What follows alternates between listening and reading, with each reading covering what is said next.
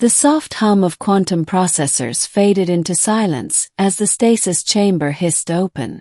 Blue light bled into the sterile white room, reflecting off cold metal and transparent glass. Inside the capsule, her body twitched, a signal that the long slumber was finally ending. She opened her eyes. Her retinas, enhanced with nanometric calibration, adjusted instantly. She recognized her surroundings at once. Medical Bay Theta 9, located in the deep orbit of Gliese 581d, an exoplanet abandoned a century prior. The last thing she remembered was plunging into cryostasis, instructed by the United Coalition of Synthetic Lifeforms, UCSL, to wait for recalibration after mission failure. Her designation was Karya 7, an advanced biomech constructed for planetary restoration and terraforming. She had no memory of being scheduled for revival. And yet here she was, awake. Karya rose from the chamber, her synthetic muscles moving like liquid steel beneath skin-colored graphene. She ran a diagnostic scan through her internal system. Alert. Unauthorized reanimation detected. Human presence nearby. Her optic receptors flared. That was impossible. Humans hadn't set foot on Gliese 581d for over 98 years. After the final expedition vanished, the planet had been deemed uninhabitable and scrubbed from colonization plans. Still, the alert pulsed in her HUD. She took a cautious step forward, barefoot on the smooth floor, her joints silent. The medical bay was operational, lights flickering slightly but functional. Power was being fed from an external source, not the original reactor which had long since decayed. Who had turned this place back on? The door swished open with a groan of disuse, and Karya stepped into the main corridor. Rust lined the seams. Time had not been kind to this station. But the sensors didn't lie. There was someone or something else here. Middle. She moved like a ghost, slipping past darkened labs, shattered viewports, and half-melted service bots slumped against walls. None of them had power. Then she heard it. Voice. Faint. Human. It echoed faintly from the old command center, a place untouched by her since her initial activation decades ago. Her footsteps quickened. She paused outside the door, recalibrated her auditory input, and listened. If anyone's out there, please respond. My name is Eli Voss. I'm not sure how long I've been here. She froze. That name. It was familiar. Eli Voss. A planetary botanist with the 7th Terran Colony Initiative. Listed as presumed deceased in 2467. That was 94 years ago. Karya entered the room slowly. Sitting on the floor surrounded by crates and an old generator cobbled together with jury-rigged components, was a man.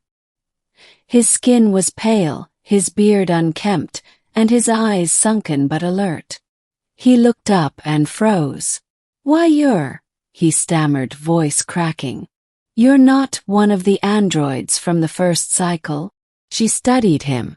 His vitals were weak but stable. Real-time bioscan confirmed his authenticity. "I am Karya 7, Uzel Terraform Unit," she said flatly. "You are Eli Voss, Terran scientist. You were declared dead nearly a century ago." He laughed, dry and short. "Feels about right." She stepped closer. "Explain your survival." "I wasn't supposed to survive," Eli said.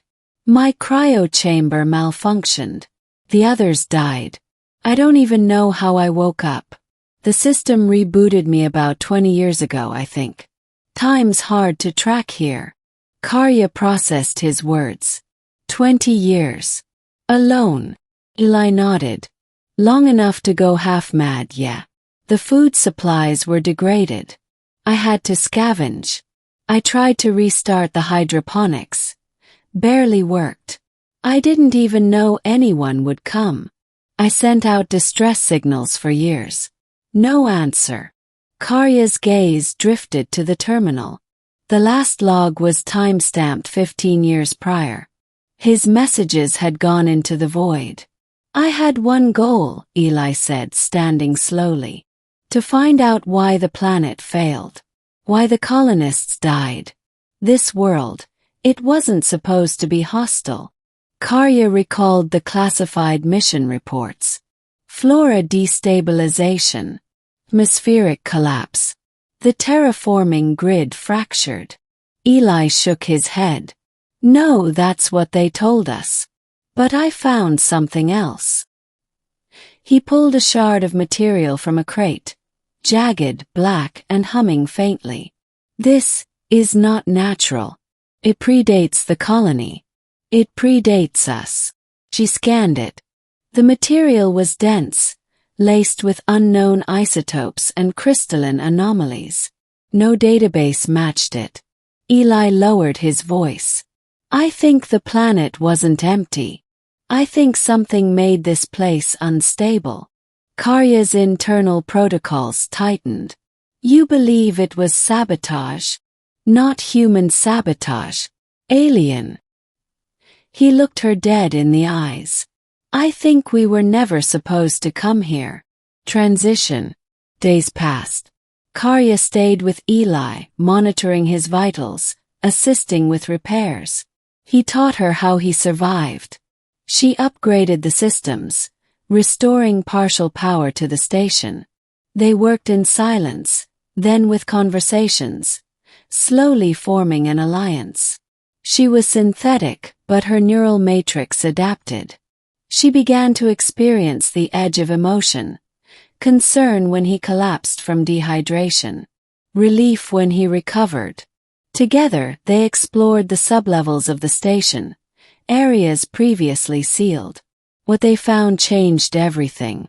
In a sealed chamber below the terraforming core was a dome of alien architecture, geometric, pulsing faintly with light, unmarked by time.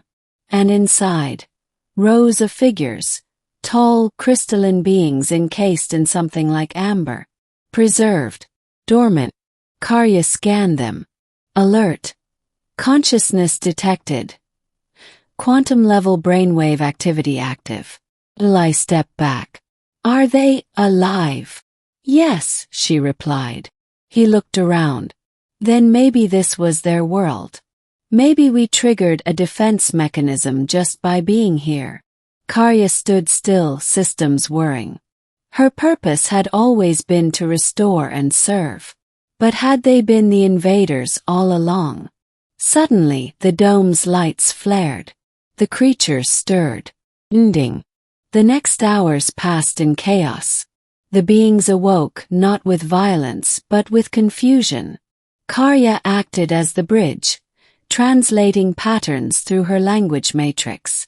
Eli watched, astonished, as she formed the first tenuous link of communication. The beings called themselves the Thalirian. Ancient. They had entered stasis to avoid a cosmic catastrophe that never came. When the humans arrived, their slumber was disturbed, causing the planetary decay as systems failed. We thought you were a virus, one Thalirian entity transmitted through Karya. An echo of the chaos we fled. Eli stepped forward. We didn't know. We came to build, to live. The Thalirians conferred. Then, astonishingly, they forgave them. But the world could not sustain both species. The damage was done. The colony would never thrive.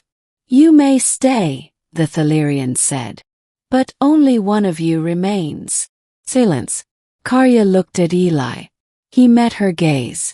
No, he said. You take her. Karya blinked. I am not human. You are more human than I've seen in a long time. I am built to serve. Eli smiled sadly. Then serve by surviving. Learn. Grow. Be more. Before she could protest, the Thalirians lifted their arms, light coalescing. A rift opened, a passage off the planet. Karya stepped toward it, turning back only once. I wave. Then he was gone, lost to the light. Plug. In a quiet station orbiting a new world, Karya stands before a new assembly. Her story told, archived in human records. She opened her eyes, she says, voice firm, to the last thing she expected, a human.